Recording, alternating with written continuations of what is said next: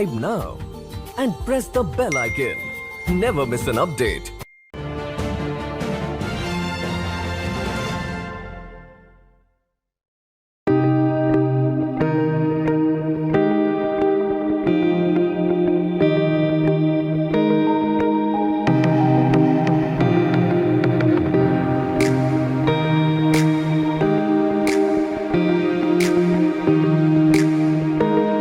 Namaste, konnichiwa. Welcome to the Nupur Tiwari Show. And today we have very special guest, and he is Mr. Tuhin A. Sinha. He is best-selling author and definitely a politician as well. He's the national spokesperson of BJP. So, Mr. Sinha, welcome to the Nupur Tiwari Show. Namaste, Nupurji. Great to be on your show.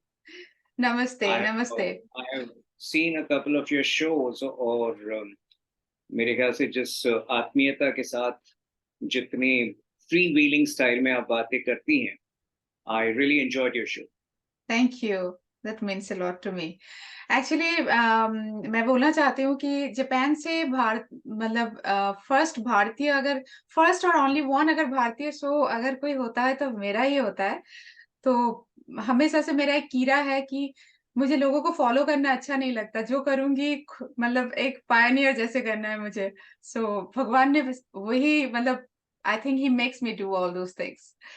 So I am really honoured that you are on my show and we are going to My pleasure to be on your show because I think it's great to connect to a global audience and especially to a Japanese audience, and I think the Indo-Japan mix that you bring, I think that's something very unique, and you also look like a Japanese, so that's wonderful. मतलब मुझे अगर मैं बात करूं तो मुझे दोनों देश बहुत प्यारा है। अपना देश तो अपना प्यारा होता ही है, दैट्स माय मातृभूमि। एंड जापान ने मुझे बहुत कुछ दिया पिछले 20 सालों में। मुझे जो भी छोटा मोटा जो भी हूँ, जापान ने मुझे बनाया अपने प्यार से, लाड दुलार से। तो मतलब मेरे लिए दोनों ही माँ है, माँ के बराबर है जापान और हमारा भारत। तो पहले मैं आपसे पूछना चाहूंगी कि आप एक बेस्ट सेलिंग ऑथर है, स्पेशली आपके जो ट्रिलॉजी अभी आए हैं, तो उसके बारे में एक ऑथर और एक पॉलिटिशियन कितना साथ साथ चल सकते हैं? देखिए नुपुर जी, जब मेरी पहली पुस्तक आई थी 2006 में, उस वक्त जो था इंडियन पब्लिशिंग में आम तौर पर डोमिनेंस होता था फॉरेन ऑथर्स का। हाँ, The Indian publishing industry was just about opening up, to Indian authors. तो उस वक्त जो है मेरे ख्याल से मुश्किल से 5-6 ऑथर्स, इंडियन ऑथर्स होते थे जो एक साल में पब्लिश होते थे, जिनकी किताबें पब्लिश होती थी। वो 2006 का वक्त था, और तब से लेकर आज तक जो लगभग 17 सालों की यात्रा रही है, तो in our generation we did not grow up wanting to become authors. It happened very serendipitously, it happened very accidentally. तो जब पहली पुस्तक मेरी निकली और उसको बेशुमार कामयाबी मिली, तो मैंने खुद को एक लक्ष्य दिया कि मेरी हर पुस्तक संभवतः एक दूसरे से बहुत अलग रही। तो दूसरी पुस्तक जो है एक क्रिकेट थ्रिलर थी। उसके बाद चूंकि राजनीति में हमेशा से रुचि थी, there were 3 political thrillers. उसके बाद in fact there is a book called Daddy, which is probably India's first parenting book from a dad's point of view. I wrote that. उसके बाद कश्मीर के ऊपर एक पुस्तक लिखी, और जो उसमें एक रोड मैप मैंने एंड में एक सोल्यूशन के तौर पर दिया था। इट्स अ कोइंसिडेंस दैट लगभग उसी प्रकार का कश्मीर आज आपको दिख रहा है, जहां आर्टिकल 370 हटाया जा चुका है, जहां रीऑर्गेनाइजेशन ऑफ स्टेट हो चुका है। तो इन सारी पुस्तकें लिखने के बाद I was struggling with what next should I write, because simultaneously from 2015 onwards I have been active politically also. तो वो political presence भी simultaneously बढ़ता जा रहा था।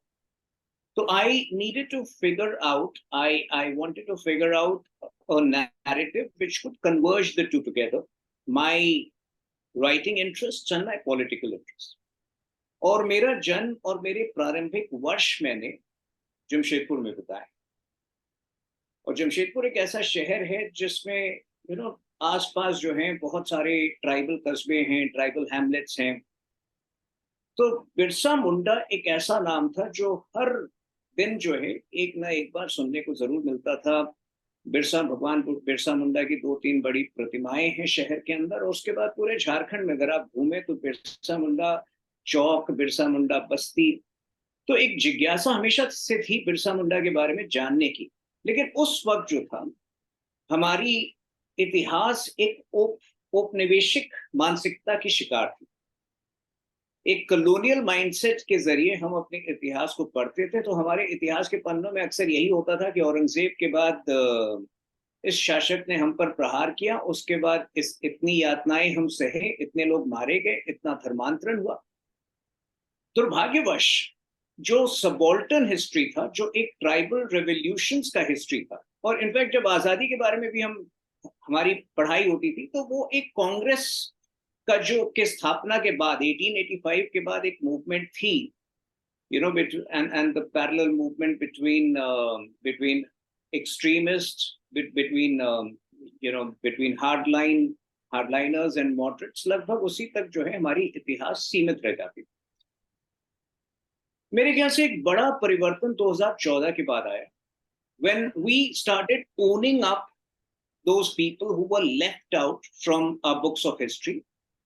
तो जो मेरी जिज्ञासा थी बिरसा मुंडा के बारे में जानने की, लिखने की, मेरे ख्याल से 2019 के लगभग मुझे लगा कि now that I want to tread into subjects which converge my writing interests and my political interests, there can't be a better subject than Birsa Munda। And चूंकि आज मार्केटिंग कंसिडरेशन जो है वो हर चीज पर हावी होता है, एक पुस्तक अगर मैं लिखता तो वो कहीं खो जाता, तो आई decided to create a longer arc and I decided to write a trilogy। तो इस प्रकार से जो है ये बिरसा मुंडा के बाद एक और पुस्तक आई, the great tribal warriors of Bharat, जो 17 अननोन ट्राइबल वॉरियर्स की कहानियों का एक संग्रह है। और एक इम्पॉर्टेंट नैरेटिव जो मैंने बदलने की कोशिश की है, देखिए आज आपने देखा है कि कुछ हमारे इमेच्योर पॉलिटिशियंस हैं जो कि फ्रीडम फाइटर्स को ही डिवाइड करना चाहते हैं। बिना बात जो है वो वीर सावरकर के खिलाफ अनाप शनाप बोलना शुरू कर दो। तो ये नैरेटिव जो है ट्राइबल वॉरियर्स की, इस दृष्टिकोण से भी महत्वपूर्ण है कि ये देश जाने कि हमारी आजादी की लड़ाई कांग्रेस की स्थापना से शुरू नहीं हुई थी, वो 1885 में शुरू नहीं हुई थी, वो 1783 में तिलका माझी जो कि वर्तमान भागलपुर के एरिया में सक्रिय थे, 1783 से ट्राइबल रेवोल्यूशंस, ट्राइबल रिवॉल्ट्स चलती आई हैं। और कोई भी एक पार्टी, पॉलिटिकल पार्टी या किसी भी एक विचारधारा की जागीर नहीं थी हमारी फ्रीडम मूवमेंट। तो वो जो आप लोग दिखाना चाहते थे। ये बहुत इंपॉर्टेंट है, क्योंकि जब वो अज्ञानी वंशज जो हैं, जो आज वीर सावरकर के कंट्रीब्यूशन पे सवाल उठाते हैं, आज नहीं तो कल वो पूछते कि बिरसा मुंडा कौन है, आज नहीं तो कल पूछते कि सिद्धू कान्हू कौन है, तिलका माझी कौन है। तो इसीलिए इस प्रकार का लिटरेचर तैयार करना, समावेशी लिटरेचर, जिसमें जो अहम किरदार हमारे इतिहास के पन्नों से दुर्भाग्यवश बाहर रखे गए थे, उनको सम्मिलित करना बहुत आवश्यक था। तो आपने सही कहा। यहाँ पे मैं थोड़ा सा कहना चाहूंगी, शायद आप जानते भी होंगे कि राधा बिनोद पाल जो टोक्यो ट्रायल का सबसे जापान को सपोर्ट किए थे, और जापान में बहुत बहुत रिस्पेक्ट के साथ उनको, उनका नाम लिया जाता है। बहुत दुर्भाग्य है हमारे लिए कि भारत में शायद हमारे 2-3 लोग ही जानते होंगे उनका, यंग जनरेशन में शायद वो भी नहीं जानते होंगे।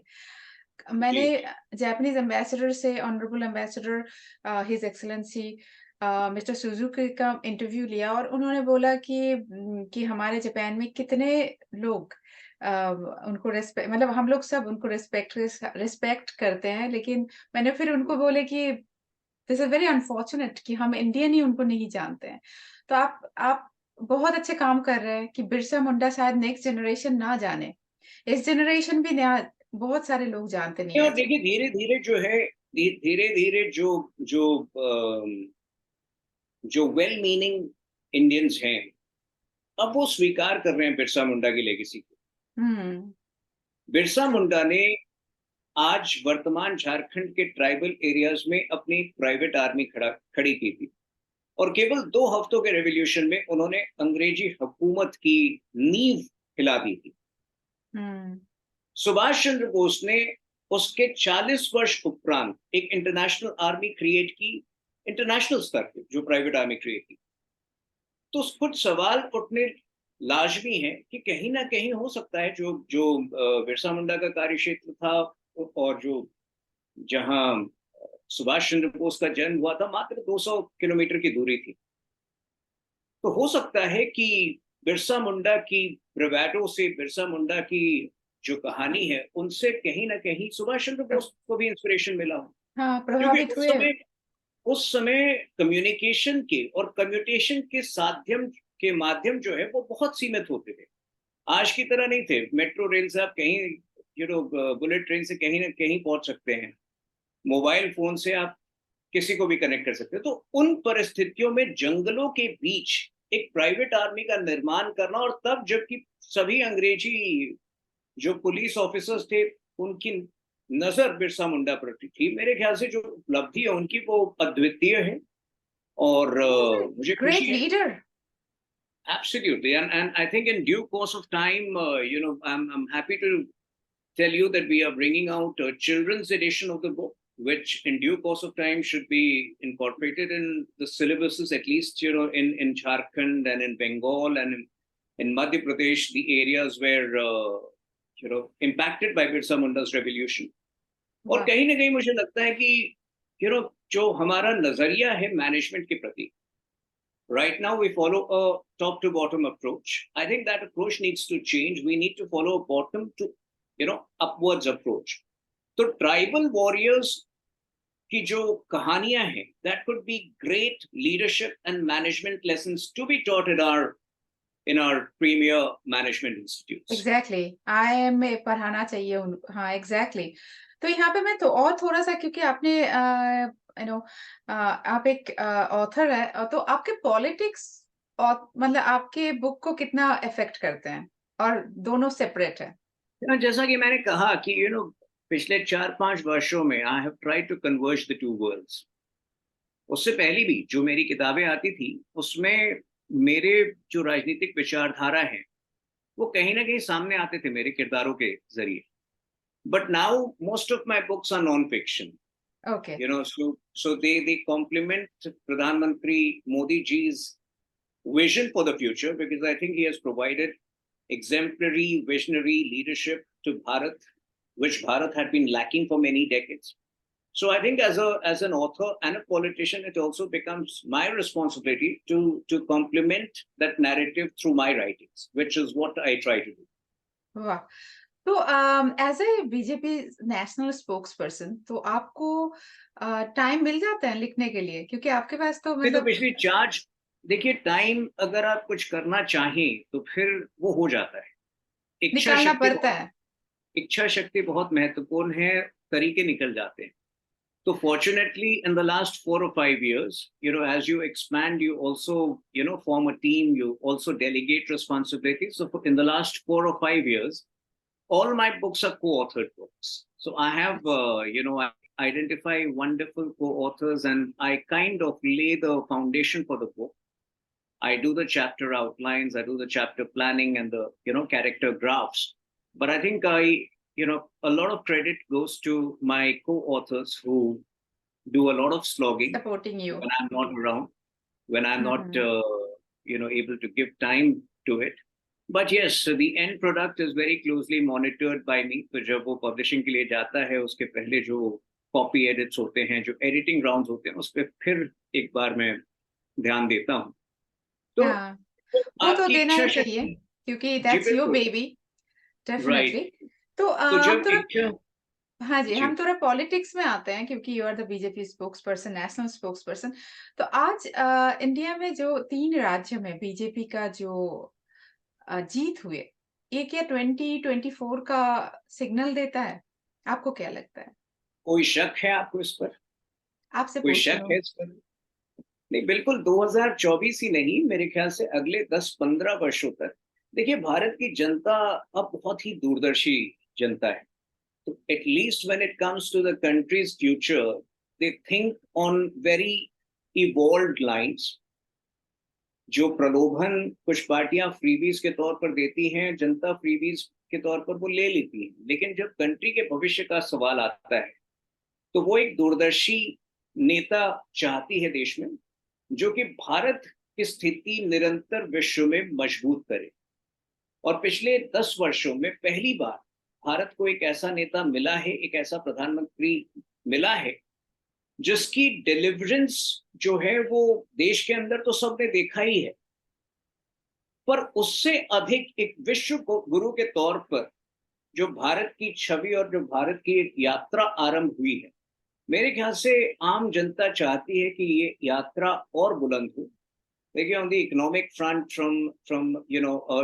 from being in the 12th position in 2014 in terms of the size of GDP, we are now at number 5, and very soon, in I think 4 years from now, by 2028, we'll be in the 3rd position. When it comes to simple things, pehle somehow the previous generation never thought India was capable of defense production. Today, in the last 9 years, our defense exports have grown by 13 times. So you can imagine production कितना बढ़ा होगा। Definitely. Mobile phone तो यहाँ पे मैं थोड़ा सा आपको रोकना चाहूंगी। तो आजकल इसमें जो हो रहा है, लेकिन हमारे जो ऑपोजिशन है, स्पेशली जो अभी हुआ है, एक्सपेल कर दिया गया है मिस मोइत्रा को, और वो उनको बोलने नहीं दिया, तो लोग जो ऑपोजिशन है स्पेशली वो बोल रही थी पार्लियामेंट के बाहर की वस्त्र हरण हुआ है, दुर्गा आएगी अब। मतलब आपको क्या लगता है कि हमारे डेमोक्रेसी का फायदा उठाया जा रहा है या हमारे डेमोक्रेसी को दबाया जा रहा है? नूपुर जी, एक बड़ा खतरा विश्व को फेक फेमिनिज्म से है। मुझे नहीं पता आप मुझसे कितना अग्री करेंगी इस चीज पर, लेकिन जो महिलाएं जब एम्पावर्ड महिलाएं जब वो फंस जाती हैं किसी गलत काम में, तब जब वो सडनली अपनी फेमिनिज्म का सहारा लेकर विक्टिम प्ले करती है, इससे बड़ा दुर्भाग्य और कुछ नहीं हो सकता। देखिए, उनके खिलाफ चार्जेस क्या है? Conflict of interest. अगर रूल है कि आप अपने जो लॉग इन क्रेडेंशियल्स हैं किसी के साथ साझा नहीं कर सकती, तो फिर आपने क्यों किया? पहले तो उन्होंने बहाने बनाए कि she just needed secretarial help. आज मैं उनसे पूछना चाहूंगा, क्या दर्शन हीरानंदानी उनके सेक्रेटरी थे? और ऐसी भी खबरें हैं कि simultaneously the login was happening from Dubai, from the US and one other place in the world.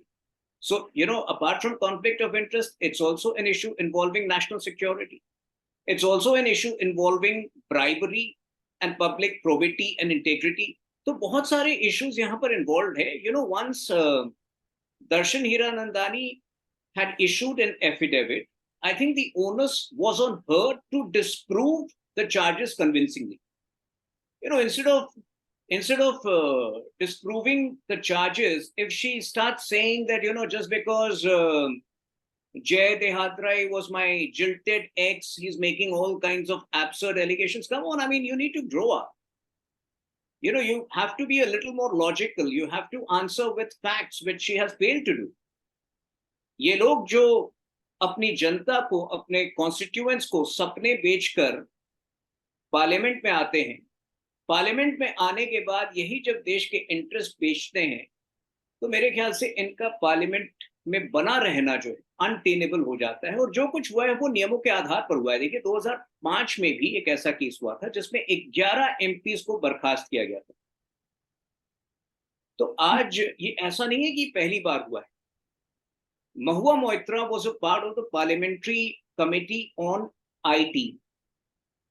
She was also a part of one other committee involving, IT-related issues. And Darshan Hiranandani, who had her login credentials, had a expanding business in data centers. So the conflict of interest is so obvious over here.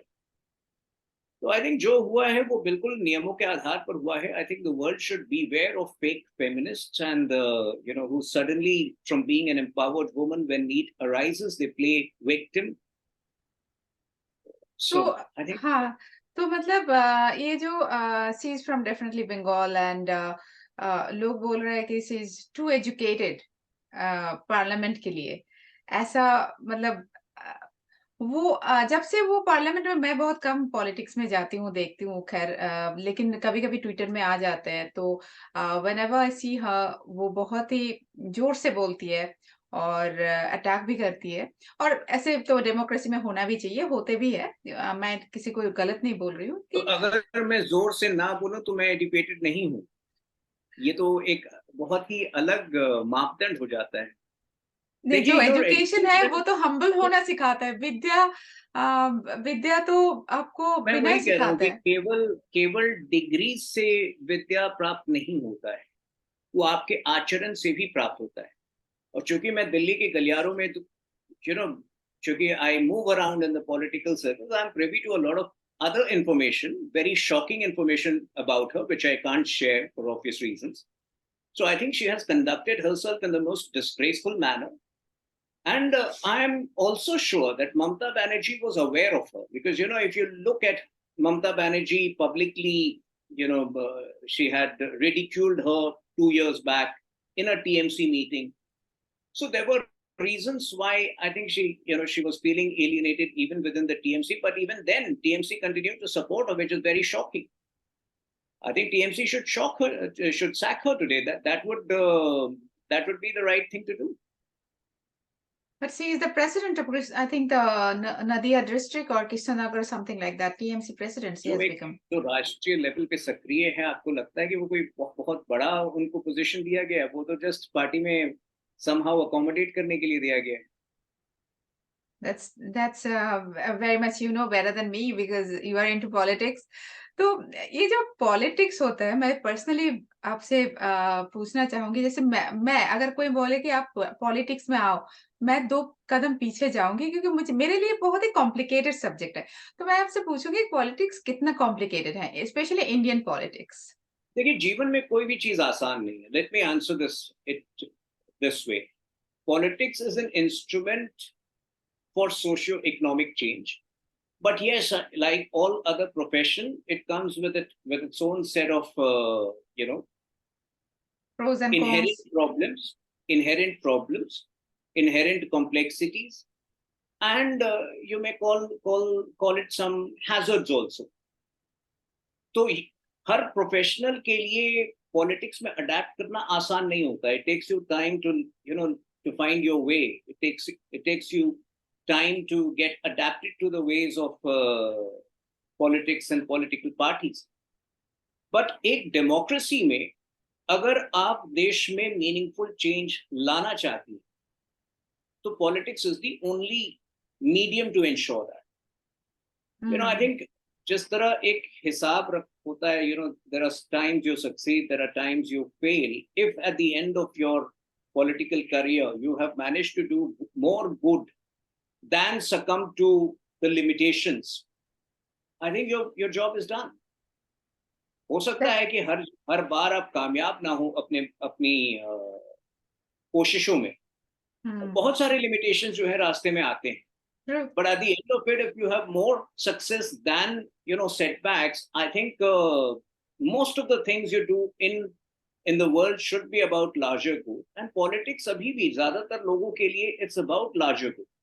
अगर कोई वहां politics में प्रवेश करने के बाद temptations के प्रति सकम कर जाता है, तो वो एक वीक व्यक्ति होता है. और मुझे लगता है कि महुआ मोइत्रा बहुत ही वीक इंसान है.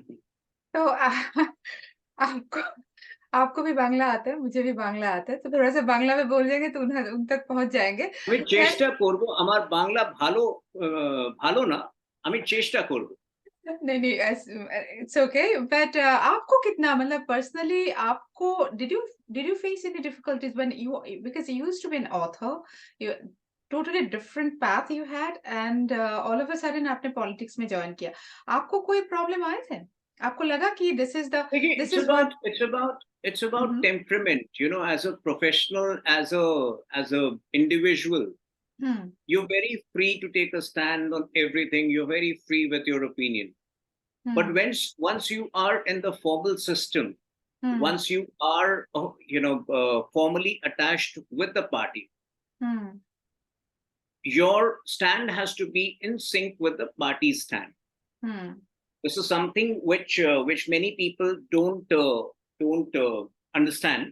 हम्म So, you know, fortunately, the BJP is a democratic party. अगर आप कुछ चीजों के ऊपर आपके विचार जो हैं, आप कुछ अलग विचार हैं, आप you can communicate that within the party. हम्म बहुत से लोग जो प्रोफेशनल जो आना चाहते हैं, you know, they behave like very free birds. They're very, you know, like carefree. I think वहां पे जो है उनसे गलतियां होती हैं. I think they should read up more about the history of the political party they are joining, because I think, you know, hmm history को हमने कई बार इतना डिसरिगार्ड किया है कि आज भी जो वर्तमान में जो चैलेंजेस होते हैं, कई चैलेंजेस के जवाब इतिहास में ही मिलते हैं. हम्म ट्रू, तो वेरी ट्रू. एंड और एक बात जो हमें देखने को मिलते हैं, जैसे टीवी में डिबेट होते हैं, this is actually people are using so disgusting languages, एक दूसरे पे ब्लेम कर रहे हैं एक दूसरे को. मतलब अगर मैं 2 मिनट मेरे सामने यूट्यूब आ जाए देखूं तो लगता है कि क्या देख रही हूँ मैं. मतलब ये क्या हो रहा है? मतलब ये बस ये कि हमारे पॉलिटिक्स कुछ और जगह पे जा रहा है, या this is the new trend? देखिए, जब जब लोगों के अंदर कंटेंट वीक होता है, तब हम्म वो अभद्र भाषा का प्रयोग करते हैं, वो पनौती जैसे शब्द यूज करते हैं. हम्म अगर उनका कंटेंट मजबूत हो, तो फिर वो हम्म तथ्य के आधार पर, तर्कों के आधार पर आरोप लगाएंगे और हम तथ्य के आधार पर जवाब देंगे. सबसे ज्यादा अपशब्द का प्रयोग किसने किया हमारे माननीय प्रधानमंत्री के विरुद्ध? स्वाभाविक है कि एक परिवार ने किया है. क्यों करती है वो? बार बार, और बार बार उनको इसका खामियाजा भुगतना पड़ता है, बार बार उनको इससे नुकसान होता है, लेकिन वो उसके बाद भी अपनी आदतें नहीं बदल पाते. क्यों? क्योंकि कहीं ना कहीं उनके अंदर ये बौखलाहट है कि वो इस व्यक्ति से मुकाबला नहीं कर पा रहे. अगर मतलब आप भारत दे की आर फीलिंग पॉलिटिक्स को फॉलो थ्रेटन्ड. कर रहे हैं, वो अगर थ्रेटन्ड आप फील कर भारत रहे हैं. अगर आप भारत की पॉलिटिक्स को फॉलो कर रही हैं क्लोजली, तो हम्म कल एक कांग्रेस के राज्यसभा मेंबर के घर पर 300 करोड़ रुपए कैश में मिले. हाँ, मैंने ठीक है, देखा. और वो व्यक्ति 2010 से तीसरी बार राज्यसभा का सदस्य रहा है. राज्यसभा में उसकी कंट्रीब्यूशन जो है शून्य है, बिल्कुल जीरो है. लेकिन वो राहुल गांधी के भारत जोड़ो यात्रा में भी शामिल हुआ था. तो क्या राज है कि ये लोग जो हैं इतने माहिर हैं मनी लॉन्ड्रिंग में, इतने माहिर हैं काले धन के प्रबंधन में, कि मेरे ख्याल से इंटरनेशनल क्राइम सिंडिकेट्स को भी पीछे छोड़ दे.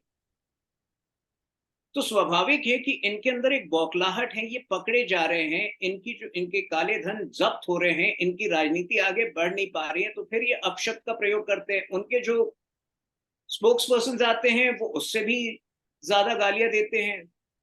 लेकिन मेरे ख्याल से आज भी राजनीति में व्यवहार कुशलता जो है वो इम्पोर्टेंट है, और हमेशा पब्लिक लाइफ में एक एक दायरे को क्रॉस नहीं करना चाहिए.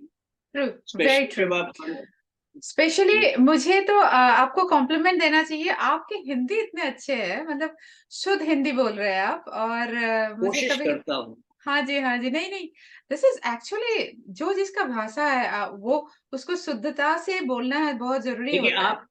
आप कई सारी भाषाएं जानती हैं, ठीक है, मैं सिर्फ दो भाषा जानता हूँ मूल तौर पे, इंग्लिश और हिंदी. तो फिर मैं, you know, I am always under pressure. I try to give my best to these two languages. अगर मैं भी चार पांच भाषाएं जानता तो मैं थोड़ा मतलब I would have been a little relaxed कि चलो अगर गलतियां भी हो रही है, मैं तो पांच तो भाषाएं मेरा जानता. गलतियां इसलिए हो जाता है कि कभी जापानीज हिंदी में आ जाता है, कभी हिंदी बंगाली में आ जाते हैं, और इंग्लिश, मतलब एक No, but I think it's remarkable what you have achieved. You know, traveled across the globe, and you know, Japanese culture का इस तरह से अध्ययन करना वो किसी भारतवासी के लिए आसान नहीं है. So I think language is not the only consideration. विचार होने चाहिए अच्छे, और आपके विचार बहुत अच्छे हैं.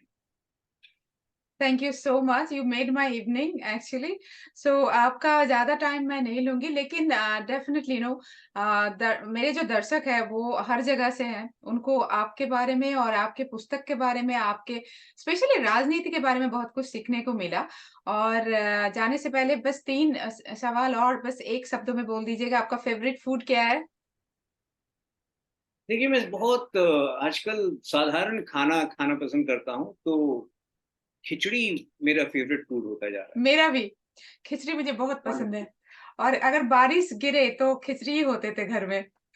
और वो दुर्गा पूजा के दिन, जब वो दुर्गा अष्टमी के दिन भोग होता है, अगर वो भोग में बँटने वाली जो खिचड़ी होती है, उसके जैसा अगर स्वाद हो, तो नथिंग लाइक इट। वो स्वाद बस दुर्गा पूजा के प्रसाद में ही मिलते हैं। मैंने उसके बाद मतलब उसी दिन, उसी समय ही मिलते हैं। हाँ, और दूसरा क्वेश्चन, आपका favourite leader, political leader? Prime Minister Narendra Modi, he has done exceptional work for the country, and going ahead, I think he will take the country to another level in the next 10 years. Wonderful. And where would you like to see India? कहाँ पे देखना चाहेंगे आप 10 साल में? देखिए, विश्व गुरु बनने की यात्रा जो है वो तीव्र गति से शुरू हो गई। तो अगले हुँ। 10 वर्ष में आप आप भी बार-बार जब आती हैं इंडिया, तो आप प्रत्यक्ष रूप से परिवर्तन को आप देख पा रही हैं। ये परिवर्तन जो है और तीव्र गति से बढ़ने वाला है, and I think you will see a different level of infrastructure, you will see a different level of you know efforts to curb pollution and the transition to renewable energies. All of these things are happening simultaneously. India's soft power is traveling across the globe at a much faster pace than ever before. तो ये जो एक समावेशिक जो है, एक समृद्ध भारत का वो हो रहा है, पुनरुत्थान is the word, resurgence is the word. I think that is only going to gain pace from here, and in the next 10 years, you will see a completely transformed India. Right now, you see a 50% transformed India. You will see a completely transformed Bharat. Wonderful, wonderful, thank you so much. Transform Thank you. Bharat, दर्शक इसको थोड़ा-सा coat कर लीजिएगा, transformed Bharat, India से भारत। सो thank you परिवर्तित so Bharat. Much. And viewers, हमारे साथ BJP के national spokesperson mister Tuhin A Sinha थे। और he is not only a BJP's national spokesperson, but he is definitely best selling author. तो उनका बुक जरूर पढ़िएगा, और हमें बोलिएगा कि आपको कैसा लगा। Thank you so much for your time. Thank you. Thanks a lot, and this is the first time will keep having you. Thank Thank you, you so much. Thank thank you. You and नमस्ते। Namaste.